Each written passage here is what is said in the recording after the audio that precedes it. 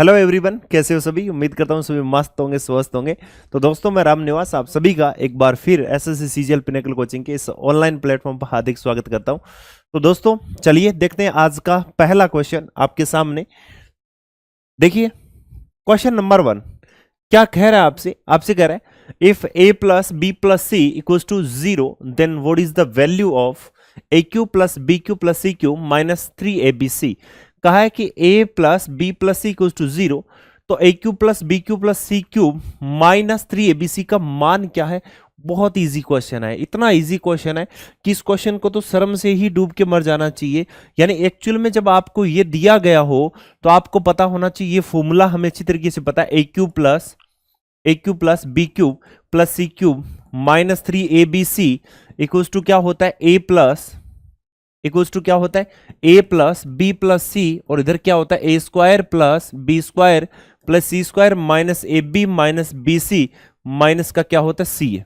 क्या होता है भाई, माइनस का सी है। क्लियर है, ये होता है। तो आप यहां पर देखिए, जब ये 0 है इसका मतलब 0 है, तो ये भी क्या हो जाएगा, 0 ही होगा, है ना। तो इसकी वैल्यू भी 0, तो सी ऑप्शन आपका करेक्ट आंसर बन जाता है। क्लियर है। चलिए नेक्स्ट क्वेश्चन देखिए, कह रहा है the radius of a wheel is 14 centimetre, how much distance will be travelled by the wheel in 10 revolution in centimetre. एक पहिए की त्रिज्या 14 सेंटीमीटर है और 10 चक्कर में पहिया कितनी दूरी तय करेगा, ये आपसे क्वेश्चन पूछा गया। एक्चुअली में आपको पता होना चाहिए कि डिस्टेंस इक्वल्स टू, डिस्टेंस हमें फाइंड आउट करनी है, तो number of cycle and distance covered in one cycle 2πr, एक चक्कर में तय दूरी यानी distance travelled in one cycle is 2πr, हमेशा उसकी परिधि यानी उसके सरकमफेरेंस के इक्वल होती है। कितने चक्कर भाई, आपने कहा सर 10, 2 22.7, आर कितना है, आपने कहा सर 14, इधर कितना हो जाएगा भाई, 2 हो जाएगा। ओके चलिए, इधर आपने देखा ये टोटल वैल्यू कितने 44, यानी कितना हो गया 880, और किस में आ जाएगा भाई, सेंटीमीटर में, इसका मतलब 880 सेंटीमीटर। तो बी ऑप्शन आपका करेक्ट आंसर बन जाएगा। ओके चलिए, अब नेक्स्ट क्वेश्चन देखिए, बहुत ही आसान क्वेश्चन, जितना आसान है इतना ही इंपॉर्टेंट क्वेश्चन बन जाता है। क्वेश्चन नंबर 3, इस पर इंपॉर्टेंट लगा लीजिएगा, क्यों कि if sec theta plus tan theta equals to 5 then what is the value of sec theta minus tan theta, sec theta minus का tan थीटा, इसकी वैल्यू आपसे पूछी गई है। तो मेरे भाई जल्दी से मुझे इसका आंसर बता दीजिए। आपको पता होना चाहिए कि जब sec theta plus tan theta equals to 5 हो, तो sec थीटा माइनस के tan थीटा इक्वल्स टू 1/5 होगा।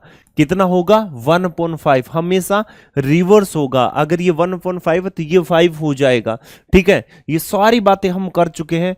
चलिए अब आते हैं इस क्वेश्चन पर। क्वेश्चन नंबर 4 कह रहा है the pie chart given below shows the number of girls in 6 school PQRSTU, the total number of girls in all these 6 schools are 3000, number of the girls in the particular school is shown as a percentage of the total number of girls in all these 6 schools. कह रहा है कि 6 school है इस आलेख में, PQRSTU लड़कियों की संख्या को दर्शाती है। इन सभी 6 स्कूलों में लड़कियों की कुल संख्या 3000 है। किसी विशेष स्कूल में लड़कियों की जो संख्या को इन 6 स्कूलों में लड़कियों की कुल संख्या के प्रतिशत के रूप में दिखाया गया है। आपसे बोला है कि ये 6 स्कूल में इसमें इतनी लड़कियां हैं, तो कह रहा है कि कुल संख्या प्रतिशत रूप में what is the total number of girls in school P and R। P और R में टोटल नंबर ऑफ गर्ल्स आपको बताना है। टोटल नंबर ऑफ गर्ल्स है ना, बिल्कुल। P और R में लड़कियों की कुल संख्या कितनी है, तो P और R की मैं बात करूं तो मेरे भाई ये टोटल आपका देखिए कितना बन जाता है परसेंट में। आपने कहा सर ये बन जाता है 48%। P और R कितना है, 48%। आप देखिए यहां पर 3 का मल्टीपल, तो 3 के मल्टीपल भरे पड़े हैं, फिर भी हम डिसाइड नहीं कर पा रहे। चलिए फिर कुछ और करते हैं। तो हमसे बोला गया कि 48% कितने में से, हमने कहा सी 100 में से, ये कितने में से, 100 में से, परसेंट की बात है। इधर कितना है भाई, 3000, कैंसिल आउट हो जाएगा। तो ये कितना हो गया भाई, 1440। बताइए जरा आंसर आ रहा है कि नहीं आ रहा है। ए ऑप्शन आपका करेक्ट आंसर बन जाएगा। ठीक है, आंसर भी आ रहा है, साथ साथ में मजा भी आ रहा है क्वेश्चन करने में। नेक्स्ट क्वेश्चन देखिए, एंगल सबटेंडेड बाय ए कोड XY कोड क्या है, X Y on the centre of the circle is 180 degree, if the length of this कोड is 36 centimetre, then what will be the radius of this circle. किसी वृत्त के केंद्र पर एक जीवा एक्स वाई द्वारा अंतरित कोण 180 डिग्री है, यदि जीवा की लंबाई 36 सेंटीमीटर है तो इस वृत्त की त्रिज्या कितनी होगी। बहुत इजी क्वेश्चन है, सिंपल क्वेश्चन है। क्या कह रहा है कि भाई एक वृत्त के केंद्र पर एक जीवा एक्स वाई द्वारा अंतरित कोण कितना है, 180 डिग्री। समझना, बात को समझना। ये आपसे बोला है कोई सर्कल है, ठीक है, और सर्कल कैसा है, सर्कल तो एक ही होता है, ठीक है। अब उस केस में देखना, आपसे कह रहा है इसके अंदर किसी जीवा यानी कोण के द्वारा सेंटर पर जो बनाया गया एंगल, एक्चुअली में आपको थ्योरम पता होगी, अगर कोई कोण है वो सेंटर पर अगर थीटा एंगल बनाती है तो इस कोण के द्वारा आपका सरकमफ्रेंस पर बनाया गया एंगल हमेशा क्या होता है, इसका आधा होता है, या यूं कहें इसका केंद्र पर बना कोण क्या होता है, डबल होता है। तो मेरे भाई एक चीज आप बताइए कि जब आप सेम यहां पर इसकी बात कर रहे हो कि हमारे सामने की एक हम यहां पर क्या ले लेते हैं, एक सर्कल ले लिया और इसमें केंद्र पर बनाया गया कोण 180 मतलब वो लाइन, वो कोण हमेशा किससे गुजरनी चाहिए, वो सेंटर से ही गुजरनी चाहिए। जब ये 180 डिग्री है, इसका मतलब आपसे कह रहा है कि जीवा एक्स वाई ये कितने 180 डिग्री है, तो जीवा की लंबाई जब 36 है तो 18 सेंटीमीटर इसकी रेडियस हो जाएगी, आधी हो जाएगी, 18 सेंटीमीटर। बी ऑप्शन आपका करेक्ट आंसर। क्लियर, क्योंकि यहां पर बनाया गया ये इतना है तो इसके द्वारा यहां पर सरकमफ्रेंस पे बना कोण कितना होता है, 90 डिग्री, इसका जस्ट क्या होता है, हाफ होता है। तो आपको यहां पर 3 थ्योरम मैंने कंप्लीट करवा दी बस एक ही क्वेश्चन में, ठीक है। चलिए इस पर आ जाइए, यहां हम देखते हैं what is the value of, यानी इसका मान बताइए, आपको ये दिया गया है। अब यहां पर एक काम करता हूं मैं, एक्चुअली में क्या होता है कि हम यहां पर 90 कंसिडर कर लेते हैं, ठीक है।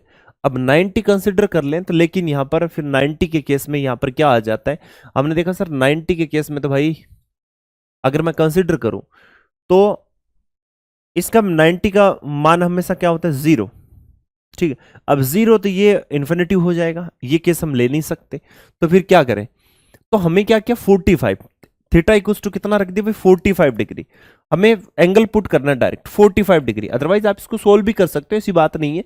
हमने 45 रखा, 45 रखा तो सेक 45 एक्चुअली में क्या होता है, देखिए साइन और जो कोस है, साइन 45 और कोस 45 दोनों क्या होते हैं 1/√2, और आपको पता है कि भाई कोसेक 45 और सेक 45 ये कितना होता है, √2 होता है।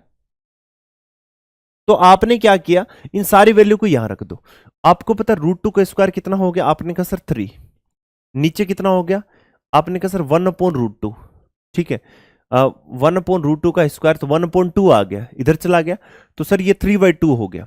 आगे चलते हैं, ठीक है, यहां भी ऊपर कितना हो गया, आपने कहा सर ये ऊपर 3/2 हो गया और नीचे कितना बन गया, 3 बन गया। अब चलिए आपने देखा इससे ये कैंसिल आउट हो गया, क्योंकि दोनों देखिए आपस में मल्टीपल में कैंसिल आउट हो गया, इससे भी ये कैंसिल आउट हो गया, यानी वैल्यू कितनी आ गई, 1 आ गई। क्लियर, आगे चलिए। अब आपने देखा जब वैल्यू मैं यहां रख देता हूं 45 तो इसमें रखने पर आंसर नहीं आएगा, ठीक है, समझ रहे हो ना बात को। अगर मैं यहां पर 45 रख दूं तो इसका वैल्यू नहीं आएगा, इसकी वैल्यू कितनी आएगी 1/2 आ जाएगा। इसमें रख दूं तो ये इसमें 2 आ जाएगा, ये भी नहीं होगा। यहां रख दूं तो ये भी 2 आ जाएगा, यहां रख दूं तो वैल्यू कितनी आ जाएगी, 1 आ जाएगी, खत्म बात। आपका आंसर कौन सा हो गया, डी ऑप्शन। क्लियर है। तो भाई जो मैक्सिमम क्वेश्चन है वैल्यू पुटिंग इस टाइप के, तो वैल्यू पुट से हम कर सकते हैं। चलिए अब देखिए नेक्स्ट क्वेश्चन जो है वो आपका सिंप्लीफिकेशन से आया है। इस क्वेश्चन में देखिए क्या दिया गया, एकदम इजी क्वेश्चन है। आपको बोर्ड मास का रूल तो पता है, किसका भाई, बोर्ड मास का। वी विनकुलम दिया नहीं है इसलिए मैं डायरेक्ट बोर्ड मास का ही देख लेते हैं। इसमें सबसे पहले ब्रैकेट है, उसके बाद में ऑफ का आता है, उसके बाद में क्या आता है, डिवाइड आता है, फिर क्या आता है, मल्टीपल एडिशन सब्ट्रैक्शन, ऐसे चलता है, ठीक है। सबसे पहले ऑफ कहीं है नहीं तो इसको ऑन कर दो। ऑन कैसे किया, आपने इसको लिख दिया 5/2 मल्टीप्लाई 5/2 मल्टीप्लाई 1/5 माइनस 1/5 मल्टीप्लाई 5 कितना हो गया 3 मल्टीप्लाई बाई 5/2 हो गया, ठीक है। अब ऊपर वाला और इधर क्या 2/5 मल्टीप्लाई 5 कितना हो गया 1 हो गया, तो इधर को कैंसिल आउट हो रहा है तो हो जाएगा, अदरवाइज यहां पर ये कैंसिल आउट हो जाएगा, यहां पर ये हो जाएगा। आगे कितना दिया है हमें, दी भाई -1/2, कितना है 1/2 मल्टीप्लाई बाई 5/2 और डिवाइड है ना, इसको मल्टीप्लाई में बदल दो तो 4 कितना हो जाएगा 25 और प्लस 1/2 मल्टीप्लाई बाई 5/2 इंटू 1/5 आ जाएगा। यहां से हम कैंसिल आउट करते हैं, 5 से 5 गया और 4 से ये कैंसिल आउट हो गया, 5 से ये कितना हो जाएगा 5 हो जाएगा। क्लियर, ऊपर कोई कैंसिल आउट हो रहा है तो ऊपर क्या आ गया 5/4 माइनस 5i कितना हो गया, नीचे 6 आ गया, नीचे वैल्यू कितनी आ गई आपने कहा सर 2 और माइनस 1/5 और प्लस 1 कितना आ गया 4 आ गया। ऊपर वैल्यू कितनी है आपने कहा सर 12 बन जाएगा, तो ये तो हो गया 15 और माइनस कितना हो गया आपने कहा सर ये बन गया आपका 10, नीचे आपका कितना बन जाएगा भी 20, तो 20 तो ये बन जाएगा भी 40 माइनस 4 प्लस का क्या आ गया 5 आ गया। तो 5/12 इसको डिवाइड किससे करे हो आपने कहा सर ये हो गया यहां पर देखो 1, तो 41 कितना हो गया भी 20। अब ये चला गया ऊपर, तो 5/12 मल्टीप्लाई जब इसको डिवाइड करो तो ये 20 कितना हो गया 41, यहां से कितना बन गया भाई आपने कहा सर ये आ जाएगा 5, ये हो गया 3, तो ऊपर 25 और नीचे कितना हो गया 123। ठीक है, 25 और नीचे कितना 123, यानी डी ऑप्शन आपका करेक्ट आंसर बन जाता है। तो सिंप्लीफिकेशन का क्वेश्चन है, अकॉर्डिंग टू सेंटेंस आपको चलना है। कह रहा है find the area of a triangle whose length of each side is 13 inch 15 inch and 14 inch. एक त्रिभुज की प्रत्येक भुजा की लंबाई 13, 15 और 14 इंच है, तो त्रिभुज का क्षेत्रफल देखिए हमारे पास में डिफरेंट डिफरेंट साइड दी हुई है। कौन सी साइड है, डिफरेंट डिफरेंट साइड है। तो इस केस में हम क्या करें, हीरोन फॉर्मूला हम याद करेंगे। जो ही हीरो को हम याद करेंगे हीरो हमारा हाजिर हो जाएगा। ठीक है, तो चलिए 13, 14 और 15 हमने हीरो को याद किया और कहा हीरो तुम ऐसा करो एस को निकाल के लाओ, तो हीरो ने एस को हमारे सामने प्रेजेंट किया। हमने कहा भाई ये टोटल हो गया 27, 5, 32, 42 यानी 21 इंच आ जाएगा। इतना ही आ रहा है क्या, 30 नहीं ये 40, ठीक है इतना ही आ रहा है भाई 7। ओके, अब यहां से हमें एरिया निकालना है, तो हमने क्या लिया एस यानी 21, एस माइनस दिस, तो ये कितना हो गया आपका एस माइनस, तो 21 माइनस, तो इसका मतलब 7 और 1 कितना हो गया 8, और फिर कितना हो जाएगा, क्योंकि आपको पता होना चाहिए ना एस, एस माइनस ए, एस माइनस बी और एस माइनस सी। क्लियर, ये एरिया का फॉर्मूला है। इसको मैं अगर हटा दूं तो 6 आ जाएगा, इसको हटा दूं तो मेरे भाई कितना आ गया, अभी 7 आ गया। अब इसके अंदर 2 7 पड़े हैं, इसको आप चाहो तो ब्रेक कर लो, 3 मल्टीप्लाई बाय 7, यहाँ पर 4 मल्टीप्लाई बाय 2, 3 मल्टीप्लाई बाय 2 और इधर कितना है 7। जो चीज बाहर आ सकती है उसको बाहर ले आओ। आपने कहा सर 7 बाहर आ गया, 3 बाहर आ जाएगा और ये कितना आ गया भी 4 बाहर आ गया। ठीक है, तो 21 और ये कितना हो गया 84 इंच, कितना भी 84 इंच। ए ऑप्शन आपका करेक्ट आंसर बन जाता है। जब अलग अलग साइड हो तो हम हीरोन फॉर्मूला लगाते हैं। आपसे बोल रहा है if 20% of P is added to 40% of Q then the resultant comes as 80% of Q, P is what percent of Q. यदि पी का 20% क्यू के 40% में जोड़ा जाए तो परिणाम Q का 80% आता है, तो P और Q का कितना प्रतिशत है। ठीक है, कर P का 20% Q के 40% में जब जोड़ा जाता है तो परिणाम Q का 80% आता है। क्लियर, यहां से इसको कैंसिल आउट कर देते हैं और 0 से 0 भी आपका कैंसिल आउट, तो इधर कितना आ गया भी 2P और प्लस क्या हो गया 4Q इक्वल्स टू कितना 8Q, ये इधर चला जाएगा। तो 2P इक्वल्स टू कितना आ गया भाई 4Q, तो P अपॉन Q कितना आ गया आपने कहा सर 2/1। क्या कह रहा है आपसे, आपसे बोल रहा है कि P है वो Q का कितना प्रतिशत है। इसका मतलब ये हुआ कि डायरेक्ट आप देखिए ना कितना है, तो आप ये कहोगे कि भाई P है वो Q का डबल है। डबल का मतलब कितना परसेंट है 200% है। कितना परसेंट है 200। बी ऑप्शन आपका 200% आंसर हो जाएगा।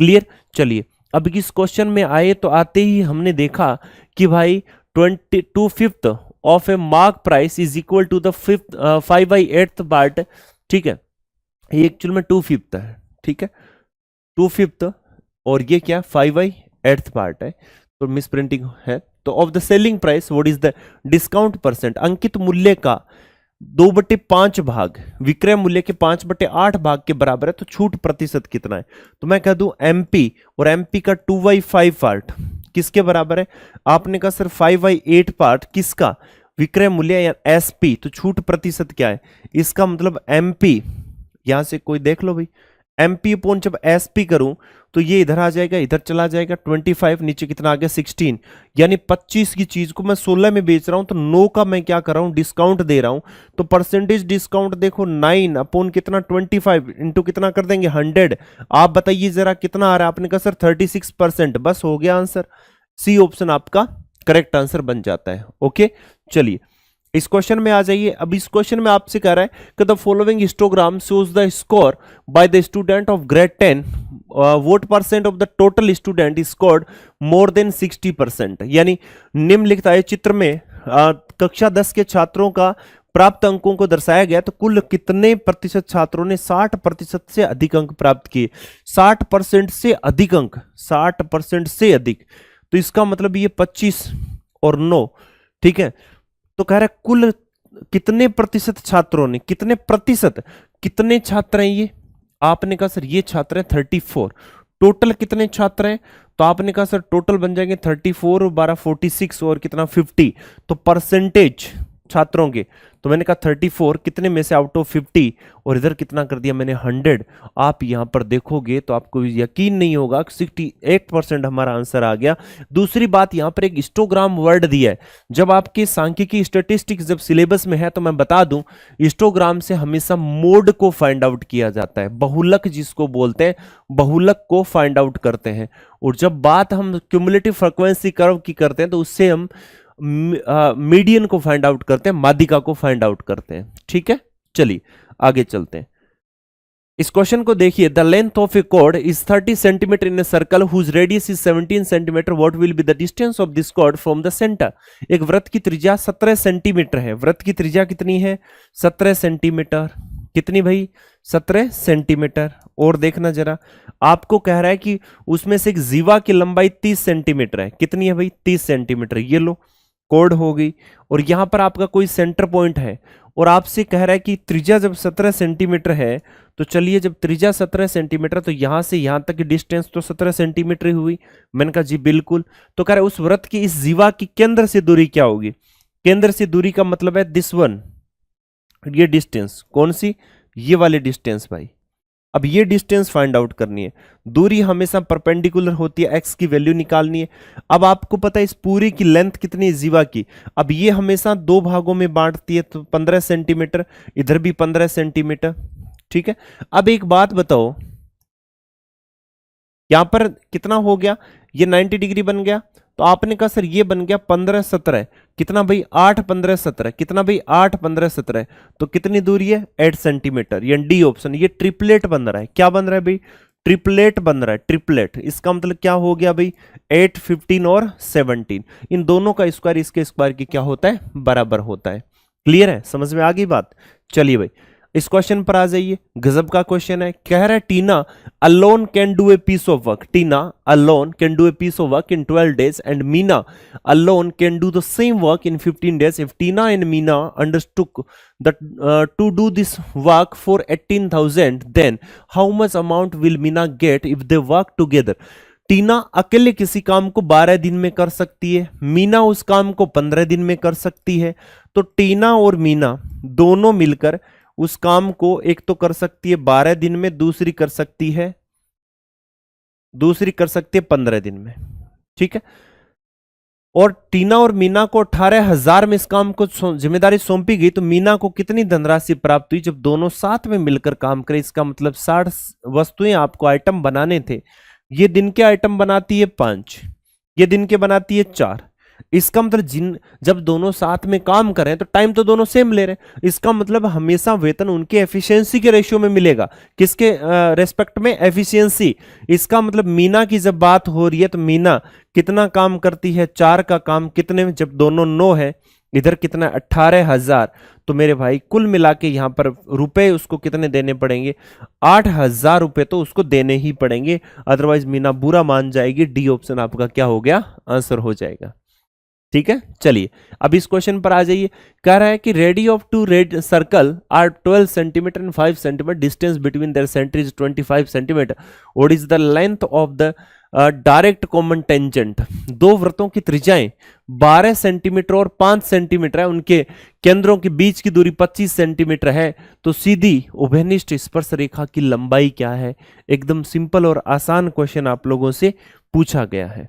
ठीक है, अब देखिए आपसे मान लो 2 सर्कल हैं और ये दोनों सर्कल हैं, और दोनों सर्कलों की जो त्रिज्या है 12 और 15 है, उनकी बीच की दूरी कितनी है? 25 सेंटीमीटर। तो दूसरा जो सर्कल है वो क्या थोड़ा दूर होगा, ठीक है, कुछ इस टाइप से, एक 12 है, एक 5 सेंटीमीटर ही है, ऐसे मान लो। ओके, और यहां से हम बात करते हैं कि उनकी जो सेंटर है, उनके बीच की जो डिस्टेंस है, ये वाली, ये टोटल जो डिस्टेंस है इसको मैं डी बोल देता हूं। डी इक्वल्स टू कितना? 25 सेंटीमीटर। और इनकी जो रेडियस है, अब आपसे पूछ क्या रहा है? ये आपसे पूछ रहा है कि जो डायरेक्ट कॉमन टेंजेंट है ना, उसकी लेंथ क्या होगी, इसकी लेंथ क्या होगी, यानी जो ए और बी की लेंथ क्या होगी। ये भी एक सिंपल क्वेश्चन है, आसान सा क्वेश्चन है, शायद आपको याद आ जाए तो यहां से हम क्या करेंगे, इसको मिला देंगे। ठीक है, यहां से इसको क्या कर देंगे? मिला देंगे, और इसके पैरेलल हम एक लाइन लेके जाएंगे। किसके पैरेलल? इस नीचे वाली लाइन के पैरेलल एक लाइन लेके जाएंगे यहां तक। तो आपने खुद यहां पर देखा होगा कि भाई ये जो लाइन है, ये इस नीचे वाली लाइन की क्या है? पैरेलल है। क्लियर है? नीचे वाली लाइन की क्या है? पैरेलल है। जब इसके पैरेलल लाइन हमने ड्रॉ की तो आपको पता होना चाहिए रेडियस के साथ में 90 डिग्री का एंगल बनाती है। बनाती है कि नहीं बनाती है? आपने कहा बिल्कुल। ये जब आपका कैपिटल आर है, या इसको मैं मान दूं R2, इसको मान लूं मैं R1, ठीक है, या स्मॉल r मान दूं, और इसको मैं क्या मान लूं? कैपिटल R मान दूं, तो आपको पता है यहां पर एक ट्राइंगल बनेगा, राइट एंगल ट्राइंगल, और इसमें ये जो डिस्टेंस है वो कितनी होगी? आपने कहा सर R माइनस R होगी। ये जब D है तो ये भी कितना? D। मुझे तो ये x निकालना है ना, तो जब आप x की लेंथ निकालोगे, फॉर्मूला डायरेक्ट याद कर लेना चाहिए हमेशा के लिए। जब ये निकालोगे तो इसमें से इसको घटाना पड़ेगा, तो डी स्क्वायर माइनस आर का होल स्क्वायर। आपने कहा सर डी स्क्वायर कितना है? 25 का स्क्वायर, और 25 के स्क्वायर में से मुझे आर कितना है? 12 माइनस 5 का स्क्वायर घटाना पड़ेगा। ठीक है, तो आपने कहा सर ये हो गया कि 25 का स्क्वायर माइनस 7 का स्क्वायर हटाना पड़ा, तो यहां पर मेरे भाई ये हो गया 625, और माइनस कितना हो गया? 49। जो ही आपने हटाया तो ये हो गया 576, जिसका मतलब क्या होता है? 24 सेंटीमीटर। क्लियर? 24 सेंटीमीटर। अब आप क्या करोगे? आप इस डायरेक्ट फॉर्मूले को याद रखोगे। किसके लिए? DCT के लिए, डायरेक्ट कॉमन टेंजेंट की जब बात आए तो इसको याद रखोगे। ठीक है, चलिए अब इस क्वेश्चन पर आ जाइए। क्या कह रहा है? The bar graph given below shows the saving and expenditure of 5 companies J1 JKLMN। नीचे दिए गए दंड आलेख में 5 कंपनियां इस प्रकार से दिखाई गई। The average saving of all companies is what percent of the average expenditure of the all company. सभी कंपनियों के औसत बचत, सभी कंपनियों के औसत खर्च का कितना प्रतिशत है। ठीक है, अब सभी कंपनियों की औसत बचत है, बचत सेविंग, तो एवरेज सेविंग की बात हो रही है। ठीक है, एवरेज सेविंग, और यहां पर बात किसकी हो रही है? एवरेज एक्सपेंडिचर की बात हो रही है। तो मुझे ये निकालने के लिए सबसे पहले सबको जोड़ना पड़ेगा। तो पहला सेविंग है, तो आपने इनको ऐड किया, तो 600, ये कितना हो गया? 2200, ये कितना हो गया? 34, 40, और 8 कितना हो गया? 48, 48। तो 4800, और नीचे कितना? 1 2 3 4 5। क्लियर? यहां से मैं बात करूं तो यहां पर एवरेज कितना आ गया? आपने कहा सर 1000, 1600, 2000 और ये कितना हो गया 4000। तो 4000 और नीचे हमने क्या कर दिया अभी 5। अब आपसे क्या बोला गया है कि भाई दोनों का अगर मैं रेशियो भी ले लूं तो आप यहां से देखो ये कैंसिल आउट हो गया, 0 से 0 कैंसिल आउट हुआ। तो जो बचत है वो सभी कंपनी औसत खर्च का कितना प्रतिशत है, तो आप यहां से डायरेक्ट फाइंड आउट कर सकते हैं कि भाई 48 अपॉन कितना हो गया 40 और इनटू क्या हो जाएगा 100। तो ये हो गया 5 और इधर कितना हो गया 2, कैंसिल आउट करूं तो 24, इसको मल्टीप्लाई कर दूं 120%, 120%। तो सी ऑप्शन आपका करेक्ट आंसर बन जाता है। क्लियर है, समझ में आ गई बात, एकदम आसान question.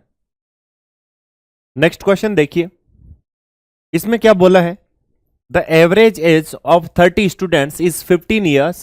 It was observed that while calculating the average age, the age of a student was taken as 15 years instead of 9 years. What will be the correct average age? 30 छात्रों की औसत आयु 15 वर्ष है।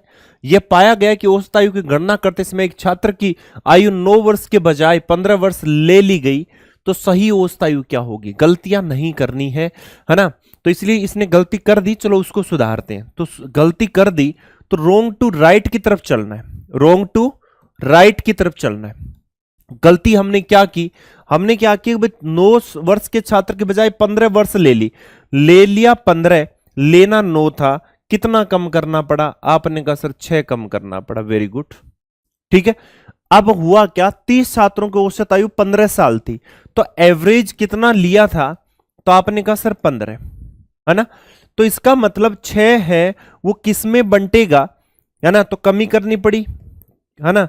एवरेज के अंदर हमें क्या करना पड़ा? कम। कितना? 6। कितने पर बंटेगा? 30।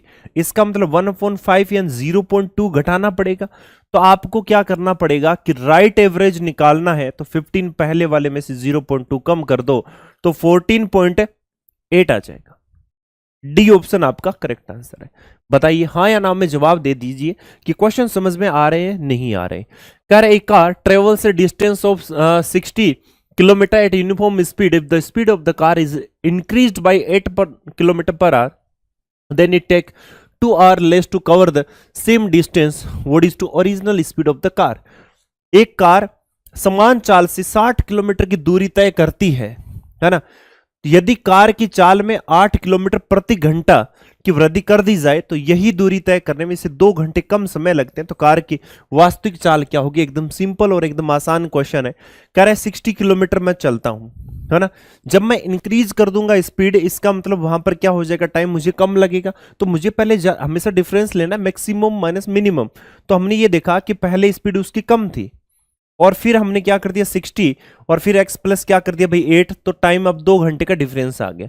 यहां से उठाओ और यहां पट को चेक करो, तो मैं जब यहां पर वैल्यू उठाता हूं, x की वैल्यू यहां रखता हूं, जो ही मैंने 12 रखा तो भाई यहां पर 5 घंटे आ गए मेरे पास में।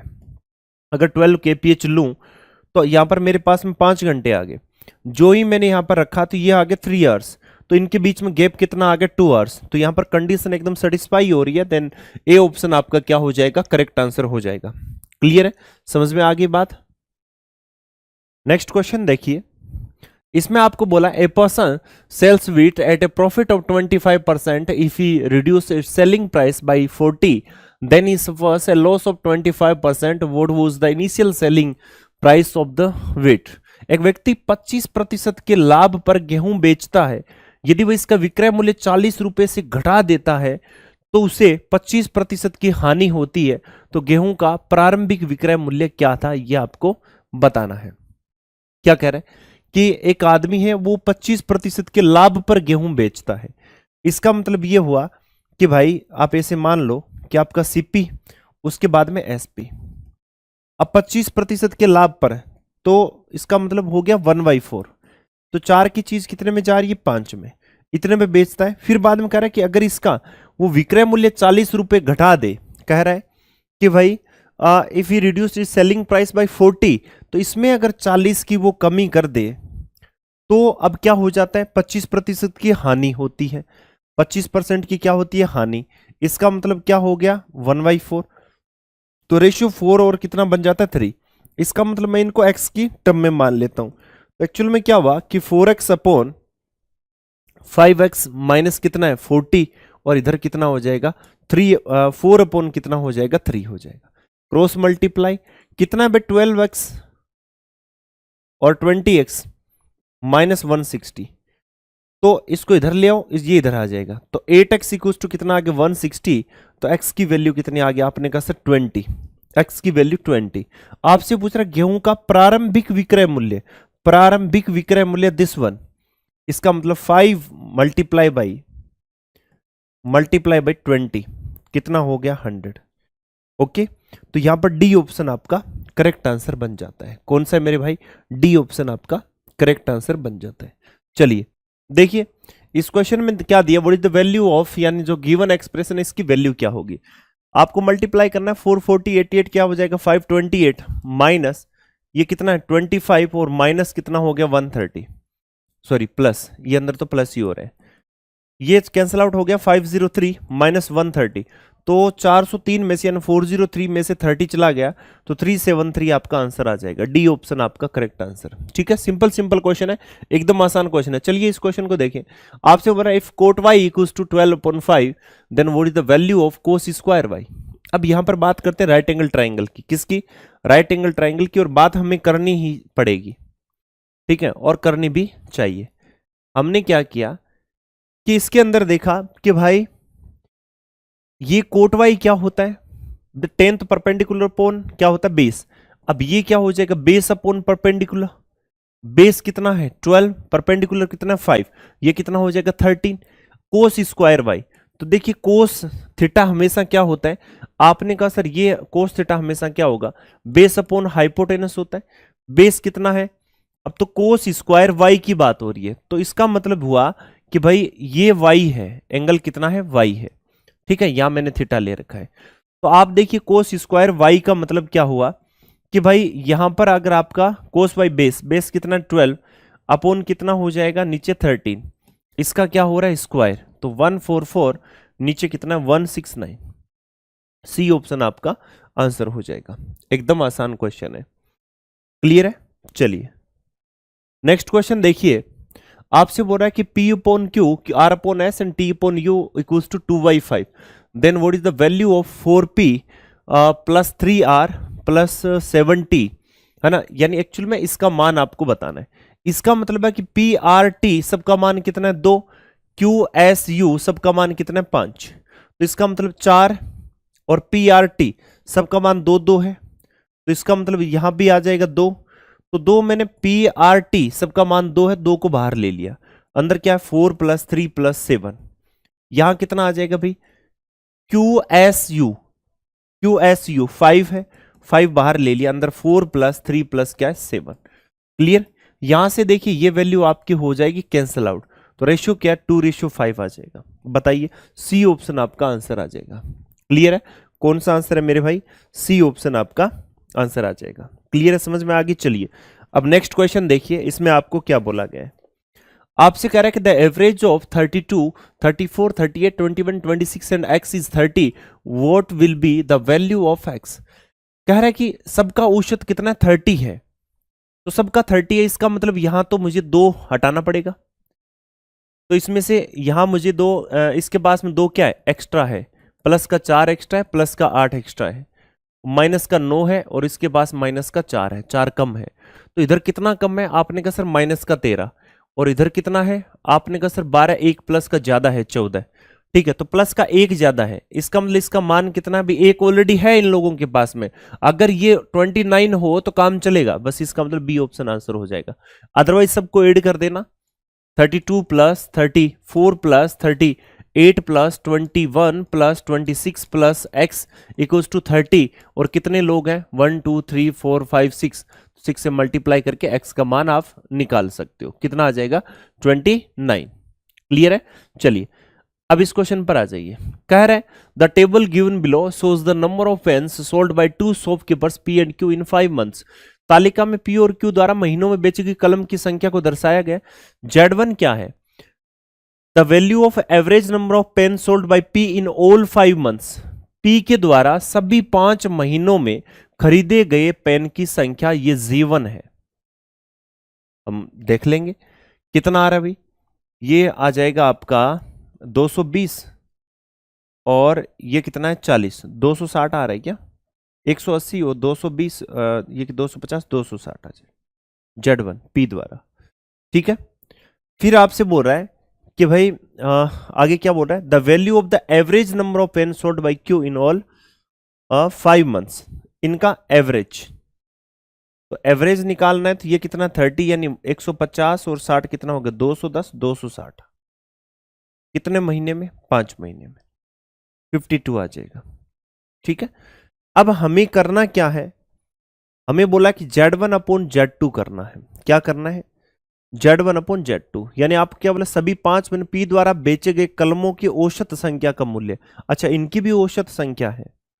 ठीक है, तो इधर भी कितना आ रहा है भाई, यहां भी आपका कितना आ रहा है टोटल, यहां भी the value of average number of pen sold by P in all 5, तो एवरेज पेन 180, 220 ये भी इतना आ जाएगा, ये भी आपका 30 और 150, 210 और 60 ये भी कितना है आपका 5 से 52। इसका मतलब Z1 अपॉन Z2, चाहे रेशियो ले लो चाहे इनका कुछ भी, यहां पर तो क्या आएगा भाई, यहां पर 1 ही आएगी value. A option correct answer हो जाएगा।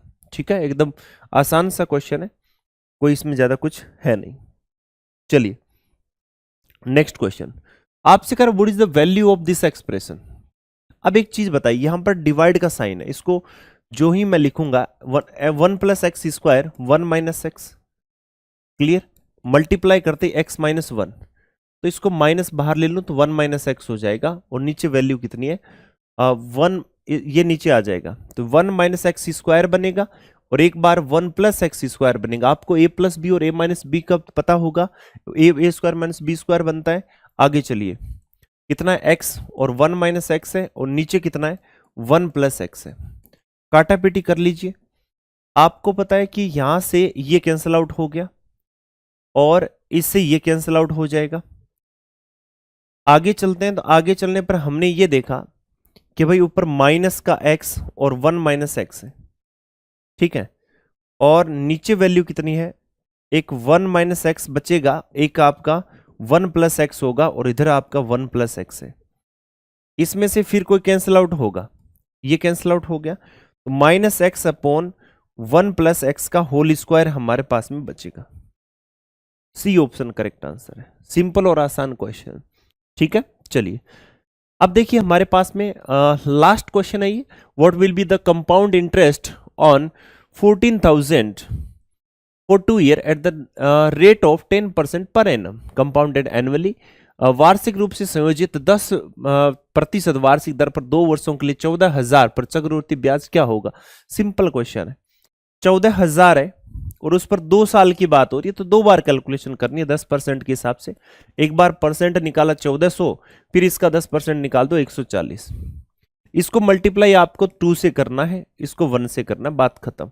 ये कितना है 28 और ये कितना है आपका 140, दोनों को जब मैं मिला दूं तो 2940 आपका CI आ जाएगा। क्लियर है, अगर ऐसा ही पूछे तो ओनली ये ऐसा ही है, वो डिफरेंस है, तो कितना होगा, डी ऑप्शन आपका करेक्ट आंसर होगा। जल्दी से क्वेश्चन देख लीजिए।